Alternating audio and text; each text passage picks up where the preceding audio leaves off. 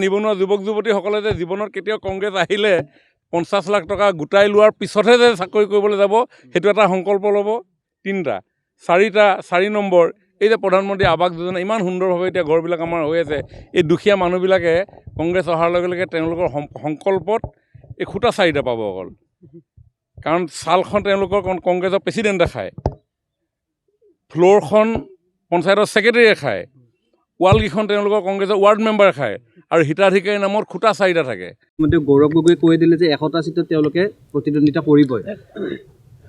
চাওক, এই কংগ্ৰেছৰ নেগুৰত ধৰি যি দুটা দলে মিত্ৰতা কৰিবলৈ তেওঁলোকে আগবাঢ়ি গৈ আছে, তেওঁলোকৰ দুখন ছবি। এখন ছবি ৰাইজৰ আগত দেখুওৱা ছবি, এখন ছবি তেওঁলোকে ভিতৰি এখন ছবি। তেওঁলোকে ৰাইজৰ আগত দেখুওৱা ছবিখনক কয় জাতীয়তাবাদ, সেইখন এখন ভণ্ড জাতীয়তাবাদৰ মুখা। দুটা দল আছেনে লগত মিত্ৰতা কৰিম কৰি থকা, নাই জানো?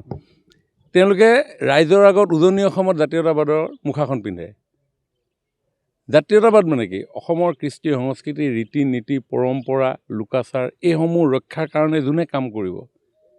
জাতীয়তাবাদৰ উত্থান অসমত কেতিয়া আৰম্ভ হৈছিল? যদি আমি কওঁ 1979 পৰা অসমৰ এই শব্দটো বেছি জানিব পাৰিলে, কাৰণ 1979 বা তাৰ আগৰ পৰাই অসমৰ জনসাধাৰণৰ এই খিলঞ্জীয়া লোকসকলৰ ৰীতি নীতি, কৃষ্টি সংস্কৃতি যে অস্তিত্বৰ গৰাহত পৰিছে, সেই কথাক অনুধাৱন কৰি অসমৰ ৰাইজে সদৌ অসম ছাত্ৰ সন্থা, গণসংগ্ৰাম পৰিষদ, কৰ্মচাৰী পৰিষদৰ নেতৃত্বত 6 বছৰীয়া আন্দোলন কৰিছিলে। 6 বছৰীয়া আন্দোলন কাৰ এগেইনষ্টত কৰিছিলে?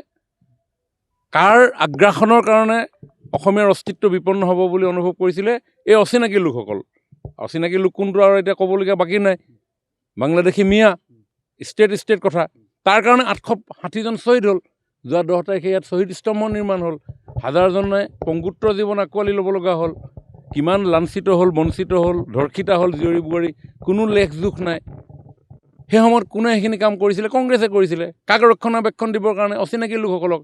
এতিয়া সেই যিসকল লোকৰ কাৰণে আমাৰ অস্তিত্ব বিপন্ন হ'ল, যিসকল লোকৰ আগ্ৰাসনে আমাৰ খিলঞ্জীয়া জাতি জনগোষ্ঠীসমূহক ভৱিষ্যতৰ দিনত বিপদাপন্ন কৰিব বুলি অনুভৱ কৰি 860জনে নিজৰ অমূল্য জীৱন সৰ্বোচ্চ ত্যাগ কৰিলে।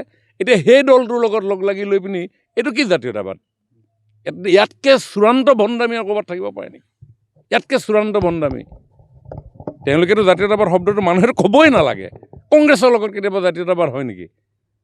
দেশ বিভাজন কৰিলে ধৰ্মৰ নামত কংগ্ৰেছে।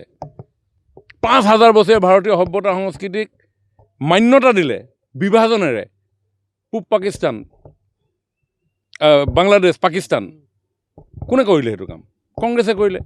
1962ত যেতিয়া চাইনিজ এগ্ৰেশ্যন হ'ল, সেই চাইনিজ এগ্ৰেশ্যনত তেতিয়া জৱাহৰলাল নেহৰু কংগ্ৰেছৰ প্ৰধানমন্ত্ৰী, তেওঁ উত্তৰ পূৰ্বাঞ্চলত ৰক্ষা কৰিব নোৱাৰি যেতিয়া তেজপুৰ আহি চাইনিজ পালেহি, তেতিয়া তেওঁ তাৰ পৰা কৈছে my heart goes to the people of Assam. তাৰ পূৰ্বত গ্ৰ' মোৰ ফুড অধিক খাদ্য শস্য উৎপাদন কৰিবৰ কাৰণে ছাৰ ছাদুল্লাই মৈমনসিঙৰ পৰা ইয়াত যেতিয়া মিয়া সংস্থাপিত কৰিলে, তেতিয়াই আমাৰ ট্ৰাইবেল নেতা ভীমবৰ দেউৰীয়ে 1940ত বিধানসভাত বাজেট অধিৱেশনত তীব্ৰ ভৰ্ৎসনাৰে ছাৰ ছাদুল্লাক কৈছিল আপুনি এই কামটো নকৰিব। এহাতেদি আপুনি খিলঞ্জীয়া লোকসকলৰ কথা কয়, আনহাতেদি কিন্তু খিলঞ্জীয়াক, থলুৱা লোকক, তেওঁলোকৰ অধিকাৰক খৰ্ব কৰিবৰ কাৰণে কিন্তু মৈমনসিঙৰ পৰা মিয়া আনি সংস্থাপিত কৰিছে। ইয়ে এদিন ভয়াৱহ ৰূপ ধাৰণ কৰিব। এইটো ভীমবৰ দেউৰী ডাঙৰীয়াই কৈ গৈছে। সেইকাৰণে যোৱা কোনোবা এটা ভ্ৰমণত আমাৰ নামৰূপত মাননীয় প্ৰধানমন্ত্ৰী ডাঙৰীয়াই ভীমবৰ দেউৰীৰ নাম উল্লেখ কৰিছে।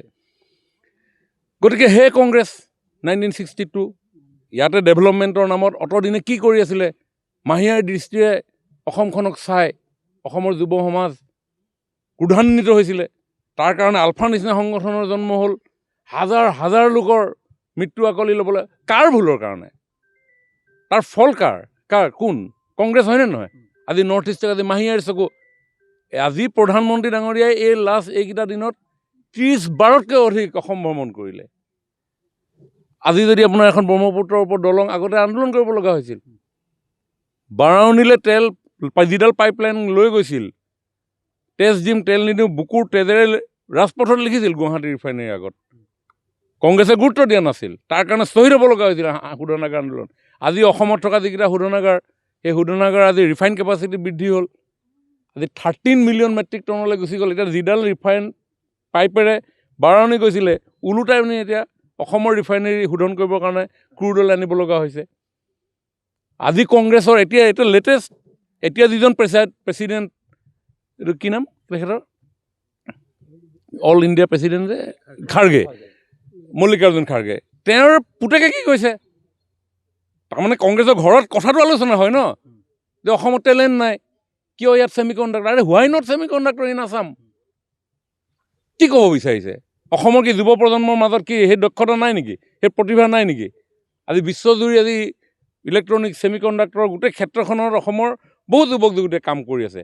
আজি অসমত এই যিটো মোদীৰ মুখ্যমন্ত্ৰী ডাঙৰীয়াৰ বিশেষ তৎপৰতাত, মাননীয় প্ৰধানমন্ত্ৰী ডাঙৰীয়াৰ আশীৰ্বাদেৰে আজি যেতিয়া ছেমি কণ্ডাক্টৰ যেতিয়া অহাৰ পিছত আজি ইনভেষ্টৰসকলে আজি অনুভৱ কৰিছে Assam is a good destination for investment. আজি তাৰ কাৰণে আজি অসমত বিভিন্ন ঠাইত আজি ইনভেষ্টমেণ্ট আৰম্ভ হৈছে। এডভান্টেজ আছাম 2.0 যেতিয়া আমি অনুষ্ঠিত কৰিলোঁ, দেশী বিদেশী লোকসকল আহি পিনি হোৱাট ইজ অসমক এক্সপ্ল'ৰ কৰিব বিচাৰিছে, অসমৰ কাজিৰঙাক এক্সপ্ল'ৰ কৰিব বিচাৰিছে, মানাহক এক্সপ্ল'ৰ কৰিব বিচাৰিছে, অসমৰ লোককৃষ্টি সংস্কৃতি এক্সপ্ল'ৰ কৰিব বিচাৰিছে। সেইকাৰণে বিহু, সেইকাৰণে ঝুমুৰ, সেইকাৰণে বাগৰুম্বা, বৰ্ণাঢ্য সংস্কৃতিৰে পৰিপূৰ্ণ অসম। তেতিয়া টুৰিজিম ডেভেলপ হ'ব, তেতিয়া শিল্পীসকলৰ তেওঁলোকৰ সৃষ্টিৰ আজি উদ্ভাসিত হ'ব। আজি মেডিকেল টুৰিজিম, আজি মেদান্তা ইয়াৰ কাষতে 100 মিটাৰ দূৰত আজি ৱৰ্ল্ড ক্লাছ মেডিকেল ফেচিলিটি আজি ইনভেষ্ট কৰিবৰ কাৰণে আহিছে। গতিকে অসমখনক আজি তেনেধৰণে এক্সপ্ল'ৰ কৰাৰ কাৰণে আজি অসমৰ ফাৰ্ষ্ট গ্ৰ'য়েষ্ট ইকনমি ৰাজ্য হিচাপে প্ৰতিষ্ঠা লাভ কৰিছে। যোৱাকালি মাননীয় মুখ্যমন্ত্ৰী ডাঙৰীয়াই প্ৰেছ কনফাৰেঞ্চতো আপোনালোকক কৈছে, আজি 1.5 লাখ ল'ৰা ছোৱালী যেতিয়া চাকৰি পাইছে, ডেট মিনছ এই যে বিনামূলীয়াকৈ পালে, তাৰমানে অসমৰ প্ৰশাসন ব্যৱস্থাটো ৰিফৰ্ম হ'ব। আগন্তুক দিনত এই 1.5 লাখ লোকেইতো কাম কৰিব, এওঁলোকেতো অসমৰ 3 কোটি মানুহৰ প্ৰশাসনিক কামখিনি কৰিব। গতিকে তেওঁলোকক যেতিয়া বিনা পইচা কাম কৰা হৈছে, তেওঁলোক মৰেলি দায়বদ্ধ যে অসমৰ জনসাধাৰণক তেওঁলোকে অতি আন্তৰিকতাৰে সেৱা আগবঢ়াব। ৱেডাৰ কংগ্ৰেছে কি কৈছে, অনলাইনত পইচা লোৱা আৰম্ভ কৰি দিলে। কাৰ পৰা ল'লে? তেওঁলোকে টিকেট প্ৰত্যাশীসকলৰ পৰা। যদি টিকেট পাই যায়, সেই অনলাইনৰ পইচাটো কাৰ পৰা তুলিব? গতিকে কংগ্ৰেছৰ এই চৰিত্ৰৰ কথা কৈ শেষ নহ'ব, আপোনালোকৰ ভৰি বিষ হ'ব। মোৰ এতিয়া ফ্লাইটত যাব লাগে। তেওঁলোকৰ প্ৰথম 5টা সংকল্পৰ ভিতৰত এটা সংকল্প অনলাইনেৰে পইচা ল'ব। ছেকেণ্ড সংকল্প APSC আগতে যেনেধৰণে পঢ়া শুনা কৰি চাকৰি এটা পাবৰ কাৰণে গৈছিলে, তাত আকৌ ৰাকেশ পালৰ নিচিনা মানুহ নিযুক্তি দিব।